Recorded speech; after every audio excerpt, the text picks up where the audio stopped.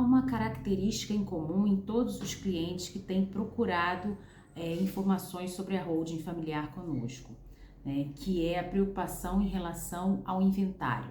São famílias que os pais passaram recentemente por uma experiência de inventário, na maioria das vezes, e às vezes tiveram amigos que acabaram de passar por um inventário e perceberam ali o quão danoso, né, é o inventário para o patrimônio da família. E aí, com essa preocupação, eles procuram saber mais sobre holding familiar na intenção de evitar que seus filhos passem por isso. E até às vezes que eles mesmos passem por isso quando os pais deles ainda estão vivos, né? E a experiência de inventário, a experiência negativa ocorreu com um amigo, por exemplo, ou um outro familiar um pouco mais distante. Então, eles percebem o quanto o inventário é muito mais oneroso, porque a despesa com advogados, os honorários advocatícios são maiores, a despesa de tributação é muito pesada, é muito maior do que você constituindo uma holding. E se você não tiver ali a concordância dos herdeiros em relação à forma de partilha da herança, você vai ter que fazer esse inventário judicialmente, o que também traz maior onerosidade, porque você ainda vai ter que pagar as custas judiciais. E além disso, traz toda a morosidade da justiça, né? Impedindo, na verdade, que os herdeiros consigam receber de pronto aquilo que lhes caberia, o quinhão que lhes caberia, certo? Então, essa situação toda, inclusive em razão da não anuência dos herdeiros com relação à partilha, traz desavenças familiares, o que é muito triste para os pais imaginarem que no futuro os filhos podem se desentender, até se afastar, cortar relações, como muitas vezes acontecem, em razão de não se entenderem sobre essa partilha dos bens, né, que se dá de diversas formas, porque muita gente acha assim, mas é tão simples, todo mundo tem que receber a mesma coisa, tem que receber a mesma parcela, o mesmo valor. Não é tão simples assim, porque às vezes aquela família tem uma casa na praia, uma casa no campo, um apartamento, algumas lojas comerciais, uma casa na cidade e não se chega num acordo de quem vai ficar com o quê. Ou os valores são muito diferentes, o valor da casa da praia é maior do que o valor da casa do campo, né? A casa urbana, ela tem um valor comercial maior do que o do apartamento, e também tem aquele herdeiro que não quer ficar com o apartamento, porque o apartamento tem condomínio e a casa não tem condomínio, vai gerar uma despesa diferente para ele.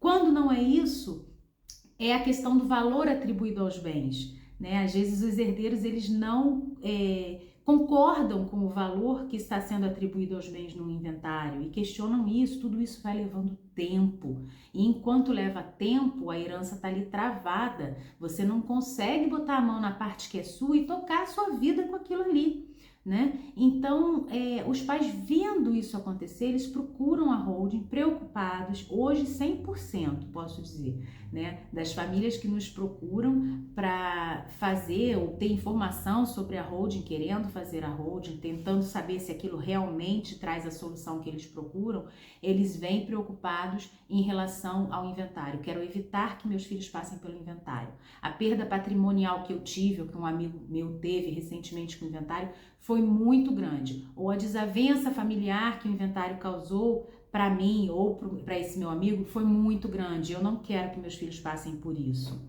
Então eles chegam, né, com essa característica em comum, a preocupação de evitar que seus filhos passem pelo inventário. E aí eles descobrem que a holding possibilita muito mais coisas do que isso, né? Eles descobrem que além da economia tributária, da economia em relação aos honorários cobrados no inventário, eles também, fazendo essa organização da sucessão, alguns reagem muito bem no início, né? Ficam muito empolgados com isso. Que bom, é isso que eu quero, deixa já tudo dividido para eles não terem discussão depois sobre isso. Outros ficam um pouco assustados, né? Puxa, eu vou ter que dizer hoje o que eu quero deixar para um, o que eu quero deixar para outro, né? E ainda tem aqueles terceiros que chegam e assim, tá, mas eu queria esse imóvel aqui, eu quero deixar para minha filha. Aquele ali eu quero deixar para o meu filho. O resto eu quero que divida igualmente para os dois. É possível fazer isso? É possível discriminar individualizar determinado bem para cada filho e deixar o restante dividido para os dois, só que tem diferença de valor entre os bens, mas meus filhos estão de acordo com essa diferença. Dá para fazer desse jeito? Dá para fazer desse jeito, né? A holding, ela te traz infinitas possibilidades. E aí você vai entrar na particularidade de cada família, de cada perfil de patrimônio da família e de intenção da família, daquilo que já foi conversado, né, entre os familiares. Então, tem formador de holding que chega e fala assim, não quero tratar desse assunto com a minha família. O patrimônio é meu, eu quero dividir dessa forma, eu vou fazer isso, não vou consultar ninguém, vou avisar eles que já está feito. Porque eu não quero gerar confusão agora, eu não quero gerar discussão sobre isso agora. Tem outro que chega e fala assim, não, olha, eu vou conversar com a minha família, vou falar para eles o que eu pretendo fazer, vou ouvir a opinião dos meus filhos e aí depois a gente volta a conversar. Então tudo depende muito do perfil da família, até porque as possibilidades são muitas. O que surpreende na maioria das vezes dos nossos clientes de holding é que eles descobrem, quando vêm conversar com a gente, que além de planejar a sucessão e de economizar com a questão de não ter que resolver um inventário depois, fazer um inventário depois, ter uma despesa muito menor na constituição de uma holding do que os herdeiros teriam na formação, na hora de fazer um inventário, é que eles descobrem a proteção patrimonial enquanto eles ainda estão em vida. Eles estão vivos, né? Então eles podem obter uma proteção do patrimônio deles ainda desde do momento em que a holding é formada, né? Evitando que o patrimônio se perca antes mesmo deles irem embora. E assim preserva para eles, para a velhice deles e para que eles consigam deixar mais para os seus filhos. Outra surpresa que acontece é quando eles descobrem que muitas vezes no que a gente está organizando uma holding, a gente percebe ali a possibilidade, dependendo do enquadramento, por exemplo, de famílias que têm empresas, muitas dessas famílias têm alguma empresa ainda aqui pequenininha, descobrir que aquele enquadramento que a empresa está hoje talvez não seja o melhor tributariamente falando. E aí você consegue modificar isso, trazer uma eficiência tributária muito boa, muito melhor para o cliente. Então ele descobre outras vantagens da holding que ele nem imaginava que existiam. Então assim, é por isso que o trabalho é muito bacana, porque a gente faz uma coisa, a gente trabalha com um sistema extremamente inteligente, com múltiplas possibilidades que vão se adequando à situação de cada família, de cada patrimônio que está sendo tratado e que traz para o cliente uma satisfação enorme. Então, assim, é muito bom você trabalhar com algo que é ótimo para você e que é melhor ainda para o seu cliente e para a família dele, né? Então, quando eles percebem isso, eles se apaixonam pela holding, como a gente se apaixona também. E é por isso que a gente faz o trabalho com tanta dedicação, com tanto carinho, e é por isso que a gente faz questão de divulgar o porquê das famílias terem acesso a essas informações. Por que é tão importante difundir essas informações sobre holding? Porque muita gente não procura fazer isso porque não sabe. Então você tem uma solução para um problema, só que muitas famílias desconhecem que tem aquele problema, né? Elas já têm hoje e vai ser pior ainda para os seus filhos e pode ser ainda pior depois que a gente tiver uma mudança, por exemplo, na carga tributária do ITCMD, né? Que já existe um pedido para elevar, hoje é no máximo 8% no país, e dependendo, né, porque isso vai variando de estado para estado, e há um pedido para unificar isso no país inteiro em 20%. Então, assim, se isso acontecer, e é muito provável que aconteça, porque a gente tem visto aí as manifestações do governo no sentido de que é preciso reduzir a herança, Então, essa movimentação do governo mostra o quê? Como é que eu faço para reduzir essa herança? Eu aumento o tributo em cima dela, porque na hora que você vai transmitir a herança, você toma uma mordida maior dela e aí você enxuga, porque você acaba obrigando os herdeiros a se desfazerem de alguns bens para arcar com as despesas do próprio inventário. E uma coisa muito curiosa é que, graças a Deus, finalmente, né, algumas pessoas estão percebendo que isso não é só para os ricos, isso não é algo só para os milionários Isso é para alguém que tem um patrimônio imóvel pelo menos e tem algum herdeiro. Porque o que acontece? Se você, mas eu só tenho uma casa, eu só tenho uma filha, tudo bem, quando eu morrer a casa é dela, não tem ninguém para questionar, para pedir essa casa, para reivindicar esse bem. Ok, mas ela vai ter que passar esse bem para o nome dela. E para passar, ela vai ter que pagar o imposto, sim, ela vai ter que pagar as custas de um inventário, ela vai ter que pagar um advogado para fazer isso, né? Por mais simples que seja o inventário, porque é um herdeiro só e um bem só, isso vai ter um custo muito alto para ela. E se ela só tiver aquela casa e não tiver uma reserva financeira dela, não pode ser sua, porque se for sua, vai estar fazendo parte do inventário. Se ela não tiver uma reserva financeira dela, ela vai acabar ficando em uma das duas situações. Ou ela não vai fazer o inventário, o imóvel vai se tornar irregular, porque não poderia estar mais no seu nome, teria que ter passado para o nome dela. Isso vai dificultar ela para vender, vai desvalorizar o imóvel e vai dificultar a venda na medida em que não é todo mundo que compra um imóvel que não está regular.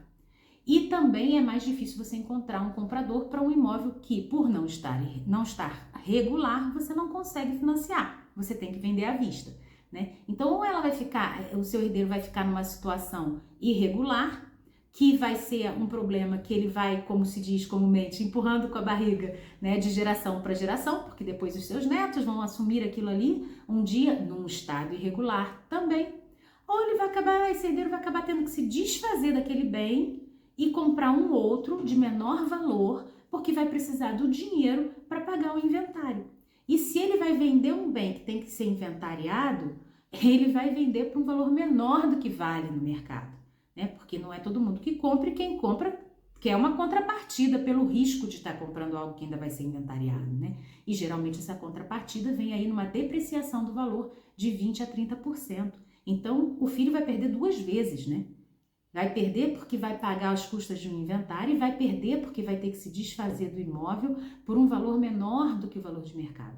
Sem contar no valor sentimental, porque às vezes aquele imóvel que ele vai ter que se desfazer é o imóvel onde ele cresceu, onde ele nasceu, onde ele viveu a vida inteira com os pais, que está cheio de memórias ali e que ele gostaria de manter para a vida dele.